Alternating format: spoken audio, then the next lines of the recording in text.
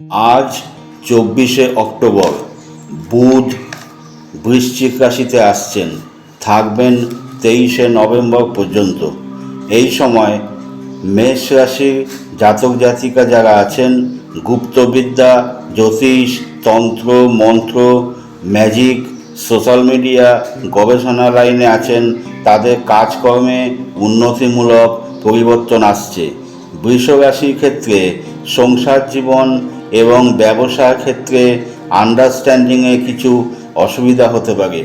Give and take policy আসতে পারে আপনাদের মধ্যে।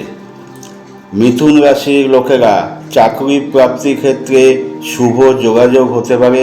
নার্ভ সংক্রান্ত অসুখ যাদের ছিল, উপযুক্ত চিকিৎসায় আরোগ্যের পথে যাবে।